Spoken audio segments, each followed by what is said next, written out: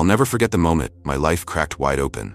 It was a sticky July afternoon, the air thick and oppressive, clinging to my skin like a damp shroud. I was 19, still fumbling through the chaos of youth, when my mom, Diane, summoned me to the living room. The room felt claustrophobic, the faded floral couch sagging under years of wear, a silent witness to the unraveling of our family. She sat there, her fingers twisting anxiously, her gaze fixed somewhere past me, avoiding the weight of what she was about to do. Then, with a voice sharp enough to slice through the humidity, she dropped the bombshell. "Things are different now," she said, each word landing like a hammer. "Greg and his kids are moving in. We need the space. You're old enough to fend for yourself. You need to leave." My stomach plummeted, a sickening freefall that left me dizzy and breathless. Greg, her new boyfriend, was a loud, overbearing man who stomped into our lives like he owned it, trailing two spoiled brats who treated me like a ghost in my own home. I'd sensed the shift for months, her attention drifting, her smiles reserved for them while I faded into the background, but hearing it out loud, it was a betrayal that hit me like a freight train. My voice cracked as I fought back, desperation clawing at my throat. "You're kicking me out? For them? This is my home, Mom. Where am I supposed to go?" She stood abruptly, brushing non-existent lint from her sweater, her face a cold mask of detachment. "You'll manage," she said, turning her back on me. That was it. No hesitation, no softness, just a door slammed shut on our past. Hours later, I stood in my tiny bedroom, the one sanctuary I'd clung to since Dad died 5 years earlier. My hands trembled as I yanked clothes from drawers, stuffing them into a worn duffel bag. Photos of him, his warm grin frozen in time, stared back at me from the dresser, and tears streamed down my face as I shoved them in too. Every creak of the floorboards echoed with memories, the laughter we'd shared, the nights I'd cried myself to sleep after he was gone. Now, it was all being stripped away. By morning, I stumbled out into the gray dawn, the front door banging shut behind me with a sound that reverberated in my bones. I had no plan, no safety net, just the sting of rejection searing through me. I wandered the streets, crashing on friends' stained couches, scraping by on measly paychecks from dead-end jobs. The hurt was a living thing, a relentless beast gnawing at my insides. How could she discard me like trash for a man she'd known less than a year? How could she erase me from the life we'd built, the one Dad had left behind? I replayed her words over and over, each syllable a fresh wound, but beneath the pain, something else ignited, a flicker of defiance. I swore to myself I'd rise from this, not because of her, but to spite her. I'd claw my way up, build something unbreakable, a life so radiant she'd choke on the regret she didn't yet feel. Years later, when success finally kissed my doorstep, she'd come slithering back, her eyes gleaming with greed, demanding a piece of the empire I'd forged from the wreckage she'd left me in. But that day, as I stood on the curb with nothing but a bag and a broken heart, all I knew was survival. The road ahead was dark, but I'd walk it alone, and I'd make damn sure it led somewhere she could never touch. The first night on my own was a blur of cold concrete and restless sleep, curled up on a friend's lumpy couch with a threadbare blanket that smelled faintly of mildew. I'd been cast out, a 19-year-old with no roots, no money, and a heart still bleeding from my mom's betrayal. The world felt hostile, its edges sharp and unforgiving, but I refused to let it swallow me whole. I picked up shifts at a dingy diner, the kind with sticky floors and flickering neon signs, where the grease clung to my skin long after the clock ran out. 12-hour days turned into weeks, then months, my hands raw from scrubbing counters, my voice hoarse from calling out orders. Every dollar I earned was a lifeline, a fragile thread pulling me away from the abyss she'd thrown me into. I'd lie awake at night, staring at cracked ceilings, replaying her words, "You'll manage," like a taunt I was determined to prove wrong. I wasn't just going to manage, I was going to thrive, and I'd do it without her. I moved into a closet-sized apartment, the walls paper-thin and the heat sporadic, but it was mine. No Greg barking orders, no step-siblings sneering at my existence. I started taking night classes at a community college, juggling textbooks and coffee stains, fueled by a stubborn need to rewrite my story. Sleep became a luxury, sacrificed for late-night study sessions and early morning shifts. My classmates griped about exams, but for me, every test was a battle won, every grade a brick in the foundation I was building. I landed an internship at a small marketing firm, unpaid at first, just grunt work and coffee runs, but I devoured every chance to learn. I watched the pros, absorbed their strategies, and stayed late, tinkering with campaigns until my eyes burned. My boss, a gruff woman named Lena, noticed. "You've got fire," she said one day, tossing me a real project. I poured everything into it, sleepless nights, blending into a haze of ambition, and when it paid off with a client's praise, I felt something shift. That flicker of defiance from the day I was kicked out had grown into a blaze. Years blurred by in a relentless grind, each step forward a quiet rebellion against the woman who discarded me. I climbed the ladder, from intern to junior exec, then to launching my own freelance gig. Word spread, clients multiplied, and soon I was running a small agency, my name on the door in sleek black letters. I'd built it from nothing. No handouts, no safety net, just sweat and spite. The money started rolling in, modest at first, then steady, enough to trade the cramped apartment for a loft with a view of the city skyline. I'd stand at the window sometimes watching the lights glitter and feel the weight of what I'd done. I'd escaped the shadow of that slammed door, turned the pain into power. Friends marveled at my drive, but they didn't know the half of it, the nights I'd cried myself dry, the rage that fueled me when exhaustion threatened to win. I'd made it, not just to survive, but to soar, and the taste of success was sweet, laced with the bitter edge of knowing she'd never see it coming. My phone buzzed with a number I hadn't seen in years. Diane's voice crackled through, syrupy and unfamiliar, like she hadn't spent a decade pretending I didn't exist. "I heard you're doing well," she said, and I could almost hear the calculation in her tone. My pulse quickened, not from joy, but from the sudden, visceral memory of that humid July day. She didn't ask how I was, didn't apologize for the years of silence. Instead, she launched into a sob story about Greg's kids, my so-called step-siblings, struggling with college costs. "You've got the means now," she pressed, her words dripping with entitlement. "They're family, after all." I stood frozen, the phone trembling in my hand, the audacity of it igniting a storm inside me. She'd thrown me out, left me to drown, and now she wanted to dip her hands into the life I'd bled for? The fire I'd nursed all those years roared back to life, and I knew this was only the beginning of a reckoning she'd never see coming. My phone had buzzed insistently, an unknown number I almost ignored, but curiosity won out. When I answered, Diane's syrupy tone oozed through the line, dripping with a familiarity she hadn't earned. "Hey, sweetie," she started, and my skin crawled at the word. Sweetie? From the woman who'd shoved me out the door without a backward glance? I gripped the phone tighter, my knuckles whitening as she rambled on. "I heard you're doing well," she said, her voice laced with a smug pride, like she'd had any hand in it. My jaw clenched, memories of that humid July day flooding back, the echo of the slamming door still ringing in my ears. She didn't ask about my life, didn't offer a shred of regret for the decade she'd erased me. Instead, she pivoted, her real motive slithering out like a snake from the grass. "Greg's kids are struggling," she said, her pitch rising with a practiced whine. "College is so expensive these days and they're good kids, you know? They deserve a chance." I stood there, rooted to the spot, the city skyline blurring through the window as her words sank in.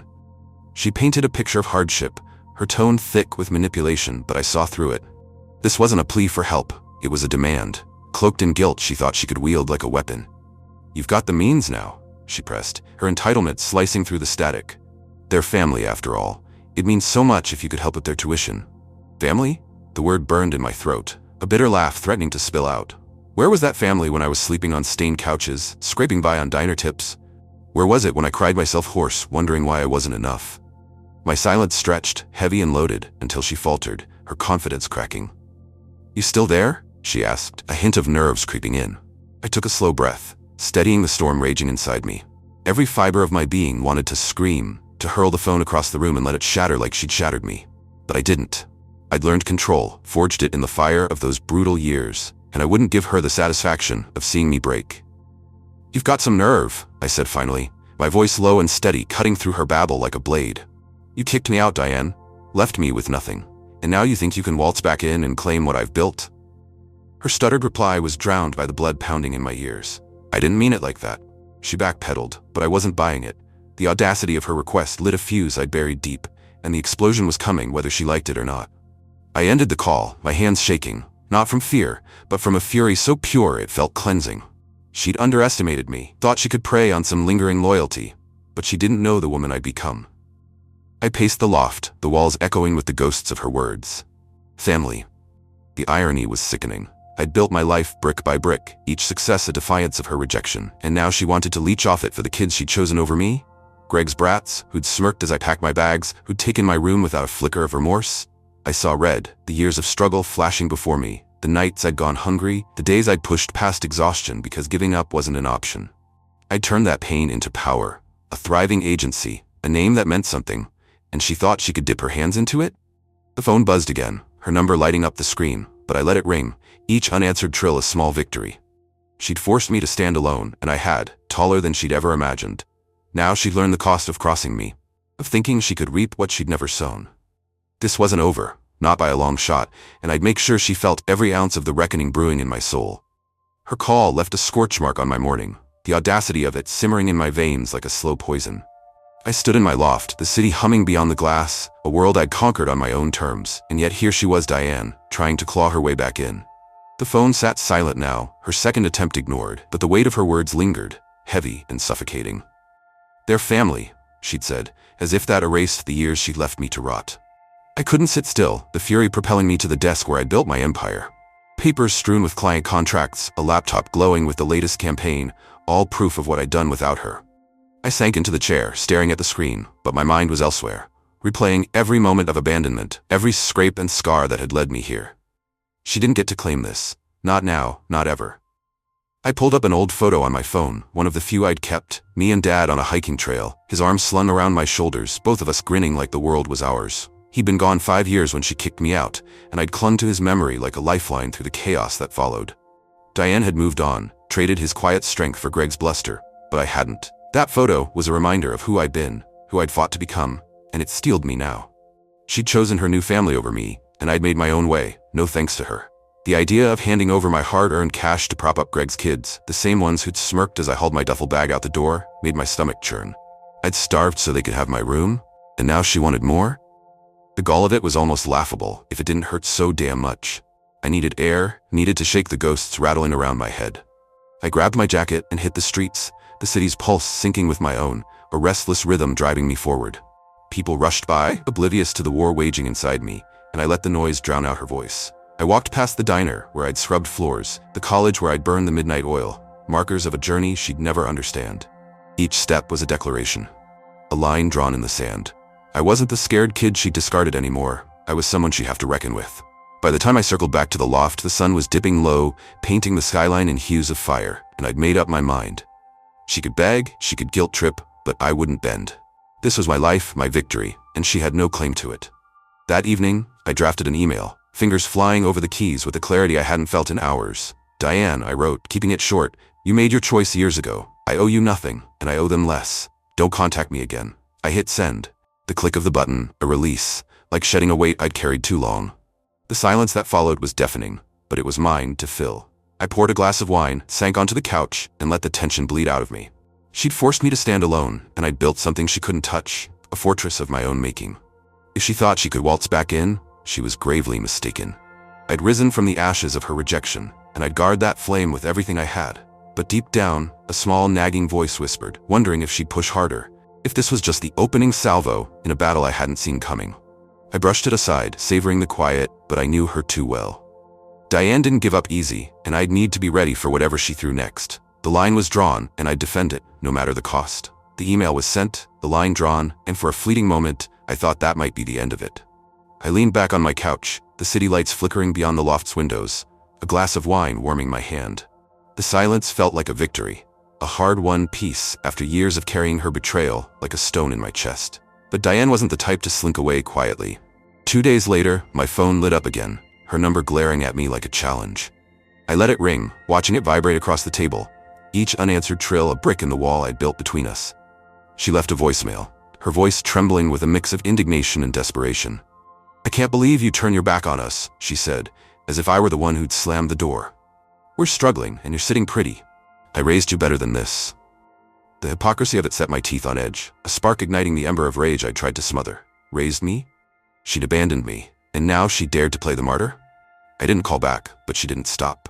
Texts followed, long, rambling pleas about Greg's kids, how they were good students with big dreams, how I'd regret being so selfish. Then came the guilt trips, mentions of Dad, how he'd be disappointed in me. That one hit hard, a cheap shot that made my hands shake as I deleted it. She didn't get to wield his memory against me, not after she'd erased him from her life as easily as she'd erased me. I blocked her number, but she found ways, emails from new addresses, even a letter slipped under my door, her handwriting a jagged reminder of the past. "We need to talk," it read, face to face. The nerve of her, thinking she could force her way back in, set my resolve in steel. I wasn't running anymore. I'd face her, but on my terms, and she'd leave empty-handed. I agreed to meet her at a coffee shop downtown, a neutral ground where I could keep my composure. She walked in, older than I remembered, lines etched deep around her eyes, but that same calculating glint still there. She smiled, tentative and rehearsed, and launched into her spiel before the coffee even hit the table. "I'm so proud of you," she started, and I nearly choked on the lie. Proud? She had no part in this, had no faith in me when I was drowning. She pivoted fast, tears welling up as she talked about Greg's kids, their tuition, how I could make a difference. I let her ramble, sipping my coffee, my silence a weapon she didn't know how to counter. When she finally paused, I leaned forward, voice steady as stone. You don't get it, do you? You threw me out, Diane. I was 19, alone, and you didn't care. I built this life without you, and you don't get to touch it. Not a dime, not a word, nothing. Her face crumpled, a mix of shock and anger twisting her features. You're heartless, she spat, but I didn't flinch. No, I said, standing. I'm done. You made your family, and it doesn't include me. Live with it. I walked out, her protests fading behind me, the air outside crisp and cleansing. The weight I'd carried for years lifted, replaced by a quiet, fierce triumph. She'd underestimated me, thought she could guilt me into submission, but I wasn't that broken kid anymore. I'd risen from the wreckage she'd left, built a life that shone brighter than her shadows, and I'd guard it with everything I had. Back in my loft, I stood at the window, the city sprawling below, and felt the final thread snap. She was gone, not just from my home, but from my soul. I'd faced her, laid the past to rest, and now the future was mine alone. Whatever she tried next, if she dared, would crash against the strength I'd forged, a reckoning she'd never see coming, and one she'd never survive.